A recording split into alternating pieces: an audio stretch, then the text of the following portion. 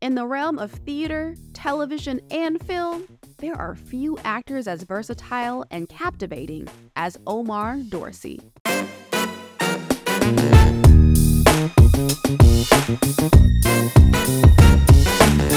Welcome back to another episode of The Blueprints. Y'all already know what it is. We're paying homage and giving flowers to those who are doing the damn thing in their career. And today we're joined by actor, producer, and whatever else he wants to be today, Mr. Omar Dorsey. How are you? Doing great, Chantal. Thank you for having me here at your beautiful 1970s abode. You see it. Thank you for coming Looking to for my the home. lava lamp. Okay, we have a little record situation. We want the ambiance to be legit. I love it. Now, Yes. you want to take a trip down memory lane with me? Let's go. Let's go back in time. So let's talk about little Omar. When did you first, what movie was it? What actor was it where you're like, I want to do this? So my mother used to be a theater director ever since I was born. Mm. So I used to just go to rehearsals with her in a stroller, watching her direct people on stage. And I said, this is what I want to do. I want to do this one day. Yeah. And I just had dreams and visions of like red carpet premieres and jumping out of limos and stuff. So ever since then, my mother was teaching me how to act. I was in the drama ministry at church, went to a performing art high school, went to college, studied theater. Studied film in film school, so I've always wanted to be an actor. Absolutely. Yeah, I wanted to be that more than I played football and basketball, but my whole objective and my whole focus always was actor. So you were a thespian. You were like Thespian. studying the Yes. craft, studying theater, and having that kind of like matriarch in your family being like, listen, this is what's possible for you. So Right. what was that kind of dynamic like with your mom, when her encouraging you and supporting that? Like having that type of support is unmatched. You know, the thing about it, when you go into the world of the arts, right, Mhm. your parents are usually like, boy, get a real job. Yes. Girl, get a that real too. career. Yep. You know, but so when I had my mother say, you're so talented, I want to keep pushing you and pushing you. When I said, I think I'm going to do something else. Nah, you're going to do this. You're so talented. You're gifted. You're anointed by God. I don't believe all that, but I just know I work real hard. Yeah. But she thinks that about me. So even when I first started doing auditions for movies, I would go to her house and run lines with her Wow. because she would give me direction on what to do. And I usually got those movies too. Yeah. 'Cause- Yeah. Okay. Mama's blessing. Yeah, my Okay, mom is the truth. I'm gonna tell you that. My mom is the truth. Amen Yeah. to that. I mean, and going into like the roles that you've had over your career, like how do you choose specifically the roles that you're going to take on? What's the process? What do you kind of say when you get a script or you get like that call from your agent? What goes through the process of you deciding, saying yes to this? So in the beginning, you basically got to say yes to everything. Right? You Mhm. got to build your Okay. career. Yeah. After a while, I think I started backing back. And when I did The Blind Side, it was the first movie I ever did that was nominated for an Oscar. Yes. And they got all of this big publicity and all of that and this fanfare. I said, well, I can start taking a little step back. I made a little bit of money. I don't have to just run and jump and do anything that somebody hands to me. So that was the point where I started reading the scripts. I wasn't just reading the sides that I have to do at the audition. I want to read the whole Sitting script. with it. Yeah. And I want to see what this movie does and what this character means in the movie. So, when I do, it doesn't really matter if it's a good guy or a bad guy, really. For sure. Because the character is interesting, especially coming from theater. Yes. Yeah. I did The Devil and Daniel Webster, where I played 5 or 6 different iterations of the devil. And I'm, going against Daniel Webster as he's trying to defend, his client.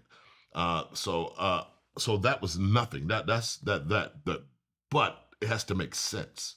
I just read a script. I don't want to blow nobody out, but I read a script the other day, and they wanted me to play like it was one of the leads, and the dude was such a bad human being. I said there was nothing redeemable about him. Yeah.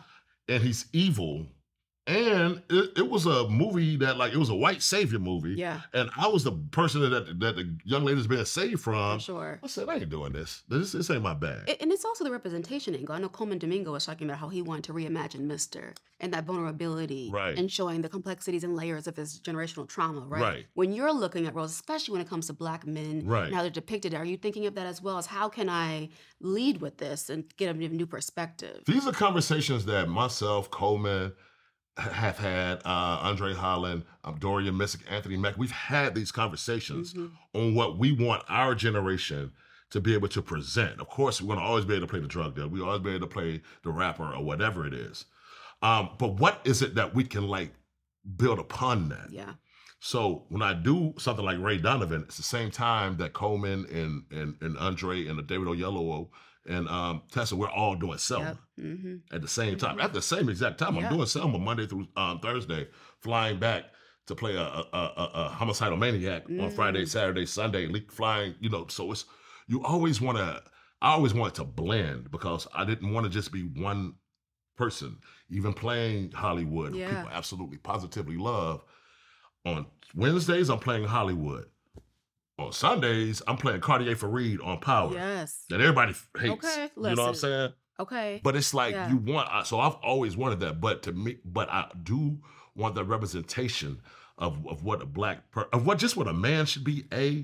And we got to have more positive images of ourselves. Absolutely. For sure. And letting people see that. And so it's like Yeah. that duality. So Right. you're able to really kind of just tap into those multiple hats. Like you're talking about, being a thespian theater and understanding that craft.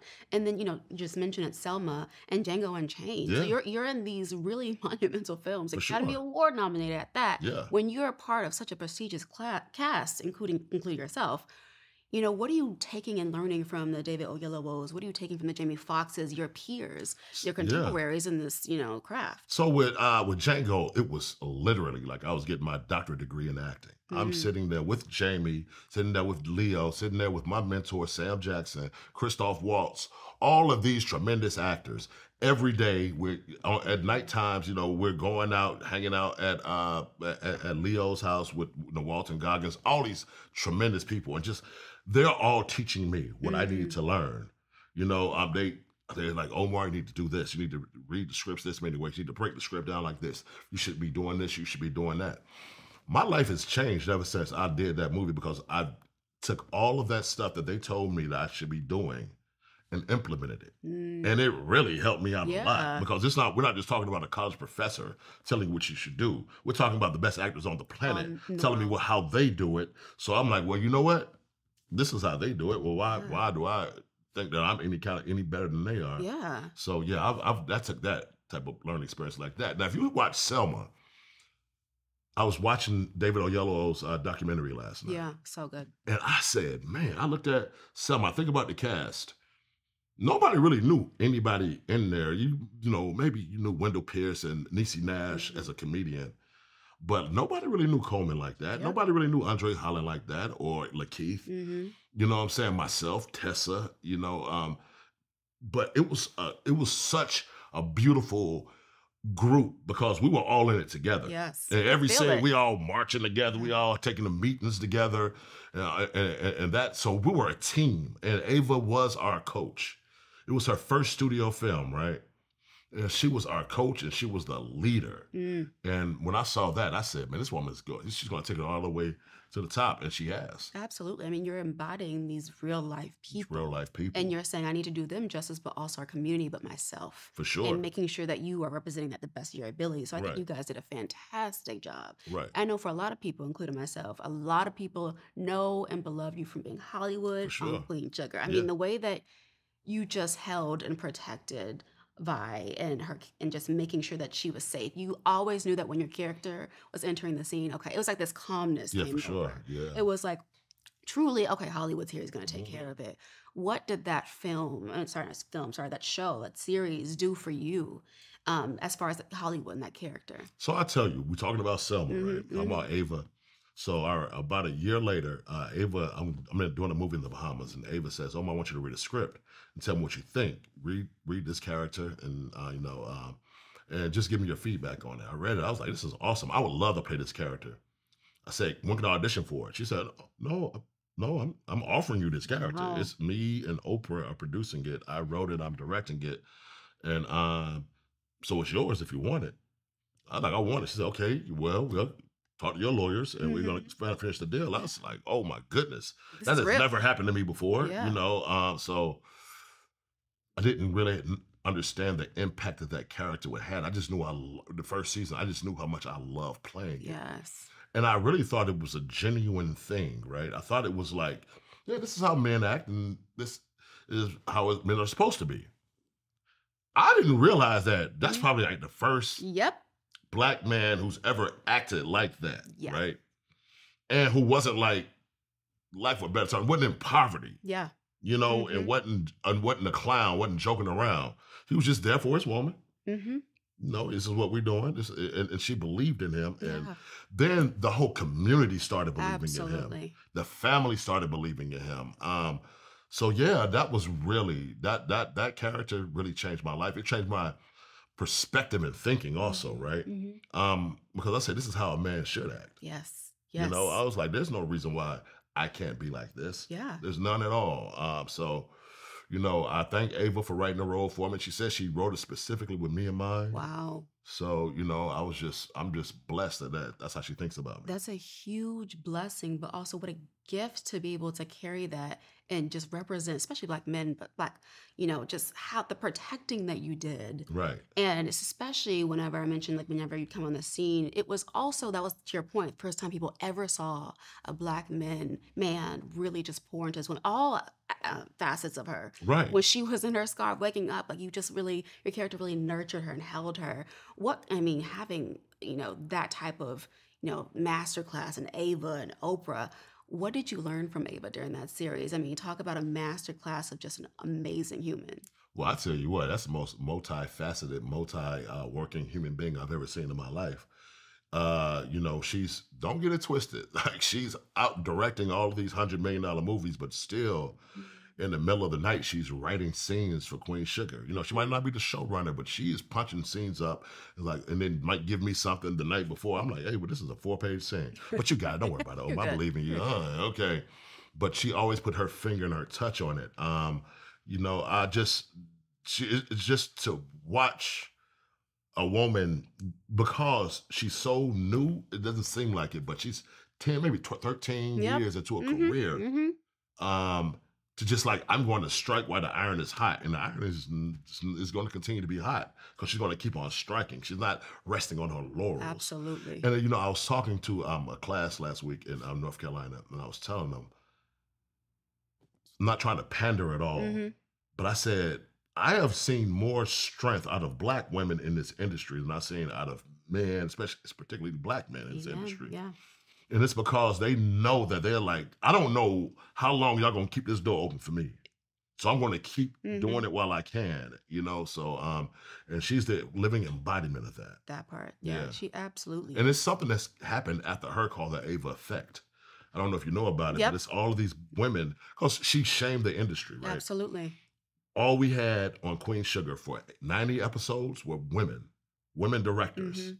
That's what we had. Before Queen Sugar, I was directed by 2 women, and one of them was Ava DuVernay. Wow. After Queen Sugar, I've been directed by countless amounts of women, dozens, maybe more. I've been directed by more women than I have men That's at this point. amazing. You know, so and I'm lucky because you know my wife is a director, Mhm. and so she will even say, "Yo, I'm a part of this Ava effect." So Yeah. yeah, I remember with especially Queen Sugar how Ava, she's so good at championing women, but like highlighting every episode who directed yeah, and getting inside the world, or this person's first time directing, like Sierra Cloud, and having yeah. her, like seeing her and her career journey, and now So these people are Sierra's like my directing. daughter. She lived in my house for years. Wow. Here Wow. when she was here being a PA, and I was like, man, you gonna get it. You gonna get it. Hey, Yeah. I think I'm gonna get an episode. I think I'm gonna get an episode. You are. And I remember I think it might have been doing pandemic. No, it was the year before Mhm. pandemic, 2019, and she ended up getting her episode. And I'm gonna tell you something. She gave me probably one of the best Mhm. directions I've ever gotten in my life. And I Wow. looked at her. She gave it to me because she's like she calls me Papa. Yeah. What was different about her? Because that relationship you had? No, what it was is that she had young energy. Yeah. You know what I'm saying? Mhm. And she could tell me. For Like a lot of sure. directors were probably scared to tell me Yeah. anything. Absolutely. She like, She was real with you. yeah, she like, Pops, come on, man. Try this. I like, oh, Wow. look at that. Wow. Yeah, so no, I love Sierra with all my heart, man. Yeah, and Yeah. speaking of like the young and up and coming generation, how Ava's also pouring into them. Yeah. Like we're seeing her doing so many brilliant things. I think of like the Quintas and those Hmm. people that are coming up. Like, what is it? You mentioning being directed by so many women. What Yeah. is your hope for like 10 years from now in the industry? What would you like to see on set when you're in movies and how that can continue to grow? What I would like to see, honestly, is a world that's like the world that I actually live in, not the world. It's been so many times that I've been on set and it's Mhm. been dominated by white dudes. Yes. You know what Yeah. I'm Uh-huh. saying? And it's just like, all right, that's cool. but y'all don't look like me. Y'all don't, Exactly. and you don't have the type of. I mean, it's not. It is what it is. It's If the you created knowing. the show, but Yeah. it's like, especially in writers' rooms, like you can't really tell me what a hot comb smells like on hair. Exactly. It's a feeling. Yes. You know what I'm Yes. saying? So Yep. even in writers' rooms, on set, I just needed to feel like America. Yeah. It's a lived experience. You don't Yeah, understand for it. sure. Yeah, Like, for yeah. sure. So that's just what I want to see it continue to grow. I've seen it growing. Hmm. But if you're writing a show that has more than one or two black characters, then I want to hear some feedback. Or like you let me go for mine and don't say nothing to me when I Yep. start talking about Petey Pablo. Hmm. You know what I'm saying? Yes. Because it's like that's what I'm gonna talk about in real life. Exactly. So I got to Exactly. reflect real life. I don't want to have to put a performance on I want to put a unless I'm on. performance on. Yeah, exactly. I want Yeah. to show up as my full self. Yep. And speaking of like kind of how you have to kind of this duality again, when you're doing a film compared to a series, you're bringing different things to those processes. No doubt, Right? You're yes. preparing for a Selma, which is a heavy film, but you also know it's a gift. It's rewarding. Right. Queen Sugar, you got these really complex characters that you dig into. How do you prepare for those two different, avenues between film and TV? The blessed thing about television is this: you do have time to open up that onion and let it peel. Just the Story layers, unfold, yeah. the characters unfold, the story unfolds. Film is a bit more immediate. You have to get in there. You have to be able to have that character truly defined so early. So the work on film is way different because you have to really cut it up and you have to show the nuance of the character early. If not, ain't nobody gonna care. Yep. You know what I'm saying? They be like, oh, whatever, man. It's just a movie about somebody with a bad wig. So it's like, if you can be able to define that character, and another thing about it, like I said, I read them scripts. Yeah. If the script is bad, there's no reason for me to do it. I don't really care. Yeah. You know what I'm saying? Unless it's something I really You're not want drawn to do. to it. Yeah. I don't need to do it, so it's like I'm not doing it. But if the story is so good and it's something that's going to really challenge me, then I really, that's the hardest thing to me is film. Even more so than theater, right? Yeah. Because theater, like, especially theater that I like to do, it's been done before. Yeah, Like I've done yeah. this, August Wilson's been done, so For there is a sure. reference point for it. But films, it has not been done. You're the first person doing it, and you got to be able to get into there and to cut those characters in, and to be, like I said, truly defined in every aspect of what that person Yeah, is. in theater, you're getting that instant You're feedback not- and energy from the crowd. Instant So what's that gratification. like? I mean, it's so like, okay, how is that like when you make that transition? Starting in theater to Right. like now, okay, I have the director. I don't get that instant Right. audience interaction. Was that a transition for you? It's a big transition. You're used to the laughter or the cry. And every show in theater is a different show. Yeah. Theater is a living, breathing organism, right? Mm-hmm. So a new audience, maybe you'll have an audience of a bunch of middle-aged black people out there. They just laughing their butts off. We talking about somebody getting high off crack. Ha ha ha. But you might have Yeah. a audience of inner city kids Absolutely. that it's not funny at It's all to not them. funny. It's not funny at all to Yeah. them. You know what I'm saying? Because somebody in their family, somebody who they see Struggling with can it. do that. So it's a different thing that you feel. But I tell you, the show I'm on now is called Bookie. Mm. And it's written by Chuck Lorre and Nick Mackay. And I'm so lucky because those two dudes will laugh so loud Wow. in the middle of a take. Okay. I'm like, we're going to never be able to use that. But it feels like I'm back on stage. It's like, oh, yeah. man. And if Chuck ain't laughing, then I must not hit that joke right. And I asked him, I was like, did I hit that right? Yeah, you did all right, man. I think there's something else you can do with that. And you though. feed off of that. You You're like, feed off of it, yeah. Can we see? I mean, Broadway. I see it. I mean, I'm Yeah. a huge Broadway person. Right. So, like, two things. What is your favorite theatrical production of all time, and who's your dream partner to work on in Broadway with? My dream partner to work on Broadway is Patina Miller. I did Yes. Raising Kanan with her. The best play I ever seen on Broadway, it's probably Two Trains Running when I was like in 10th grade. It's a classic. That was back in like Yeah. 1990 or something like that. It was 91. It was awesome. It was with Lawrence Fishburne and Sam Jackson. So good. So Yeah. good. Yeah. I mean, you talk about like theater, TV, film. You are also involved in producing and directing. And we talk Sure. about, the Ava DuVernays, and we have these up and coming, artists, and also the seasoned people who are just really paving the way. Right. I'm curious, how do you balance those different aspects of like, okay, this is, you're acting, but then also you have that creative vision. Oh, I would, want to see it this way, producing, directing. When you have that directing hat, how are you approaching it? Because it's different. You're stepping on the other side of camera. You know what? It's really hard because especially working with young actors, because I'm like, yeah, but I wouldn't do it like that. Yeah. But it's cool. You gotta let them breathe. You gotta Yeah. let them get it off. You're like, all right, cool. And you give them some kind of a direction, and they all want to listen to me because they respect me. For sure. So I'll just, let's give it to me like da da da da da da. Okay, and then they'll adjust that way. Producing is like that's the new thing, right? Yeah. You say, what did I learn from Oprah? I remember Oprah. She might get mad if I say this. She said, I want to make as many black people millionaires as I can. Amen. I want to be a job creator. You know what I'm saying? I want to pay it forward. What Oprah has done for me, what all the way back from Todd Phillips and everybody, and David Gordon Green and Danny McBride and all of them have done for me. Mm-hmm.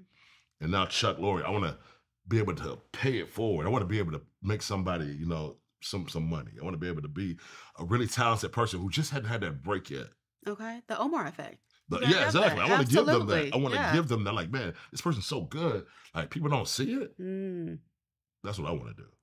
I think it's so beautiful because it shows the testament of your journey, and like it's like, hey, I wanted to, sow it forward. Right. I know what was done for me, from your mom sewing into you to the Avas to all these people who pour into you, giving that back. Right. So, leads me to my next question. What advice do you have, especially for young actors, to your point, like they're learning, they're growing. They also live in a different generation. You have social media, you have all these external pressures, the streaming of it all.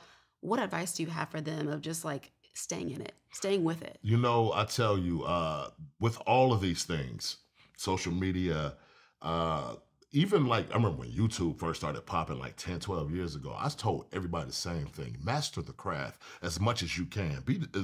Be as good as you can possibly be at this stage in your career. Mm-hmm. So just keep on working, keep on going to class, keep on just even doing plays at community theaters and just get those hours in. For sure. Malcolm Gladwell calls it, what's the 10,000 hours to master a craft. Mm-hmm. Just do that. Just keep going. You can get the microwave thing and be the hot person on social media for 2 or 3 weeks or whatever, and you can go away. But if you always have that thing inside of you, it's called the craft, then you're going to always have something to pull out of. For sure. Yeah. I love that. Are you doing professor? I think you mentioned earlier you do it, because this is a master class right here. I teach a little Okay, something. you said a little something. I love it. Yeah, Well, shout out to Duke University. I was there last week. Yeah. I love that. I mean, Omar, thank you for being here today. Thank you for just the work that you've done and that you continue to do, especially, not just amplifying the brilliant things you're doing, but what, people coming up after you are doing. And so I think I'm about to go binge watch Queen Sugar after this. Like, it just... Binge watch Bookie, too. Okay. It's funny as a Yes, mug. I will tell you what. do just that. Well, Yeah. thank you again for coming, and Thank you so we really, much. really appreciate you. It was a blessing. Yes, so happy to have you. Yes.